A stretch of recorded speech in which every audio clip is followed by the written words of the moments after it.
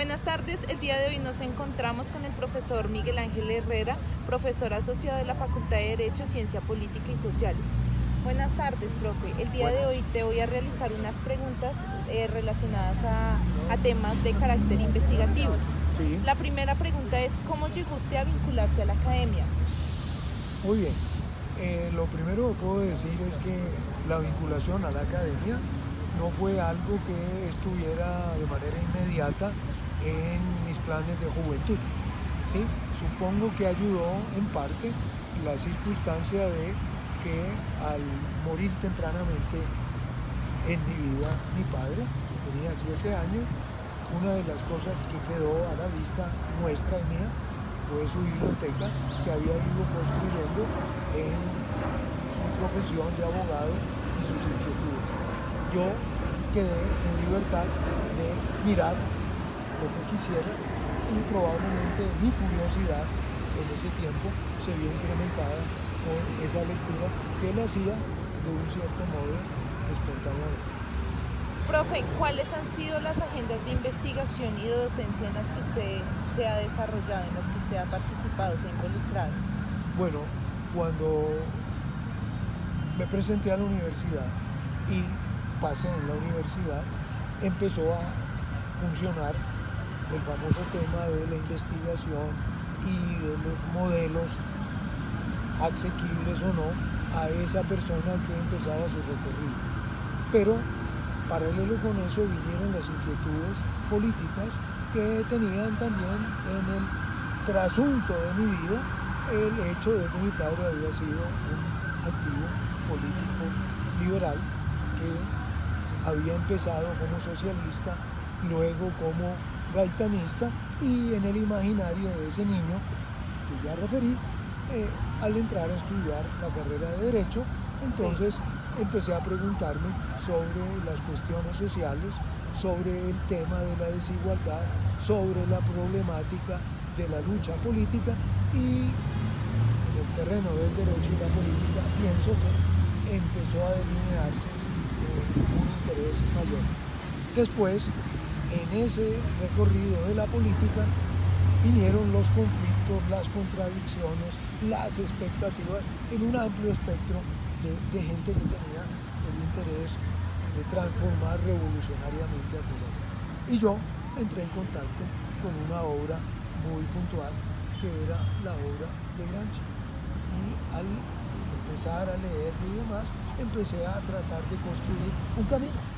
Así que yo diría que Gramsci me ayudó como un camino en esa inquietud investigativa con preocupaciones prácticas, y por el otro lado el ejercicio del derecho, que lo planteábamos como una manera de ayudar a los trabajadores en la cotidianidad de sus luchas.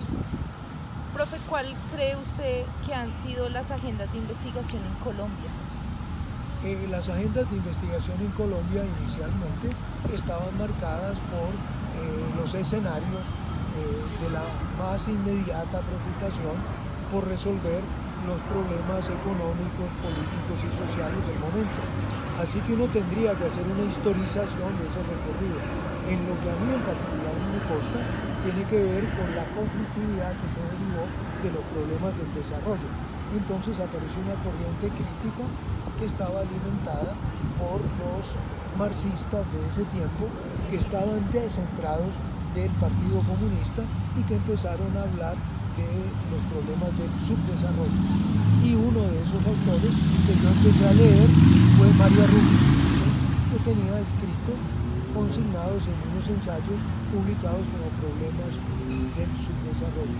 Y ahí empecé también a entrar en contacto con discursos críticos sobre la historia, discursos críticos sobre la política, y como era en ese tiempo entusiasmado con el derecho, empezamos a trabajar una temática que la proponía un intelectual argentino llamado Lucio Rever, que tenía textos sobre Marx y el derecho, y generamos un espacio de deliberación que se llamó el Círculo de Crítica Jurídica Antonio Gramsci, en la época en que yo estaba terminando por fin la carrera de Derecho. Y de ahí vino la proyección del quehacer teórico, práctico, que por 5 años nos alimentó como un grupo en el que hubo alrededor de unas 15 o 20 personas que se ejercitaban en temas del derecho y se vinculaban con los problemas de la cultura y de la política en los espacios regionales. Así que así se fue definiendo esa agenda y teníamos una cartelera en la Facultad de Derecho de la Libre donde colgábamos artículos, publicaciones y una actividad incipiente editorial que nos permitió difundir esas inquietudes. Profe, ¿usted considera que hay temas que deberían ser estudiados y no lo están siendo? Sí, yo diría que el grupo Presidencialismo y Participación escogió como programa la historia integral de los subalternos, precisamente en el interés de ver qué pasa con los gobernados, qué pasa con los dirigidos y por qué no llegaban, o sí, a ser gobierno y a transformar el orden existente. Entonces el grupo, de esa manera, definió un horizonte de investigación, pero tiene líneas. Y si uno pensara en el río Magdalena, ¿cuáles son los afluentes del río Magdalena? ¿Sí?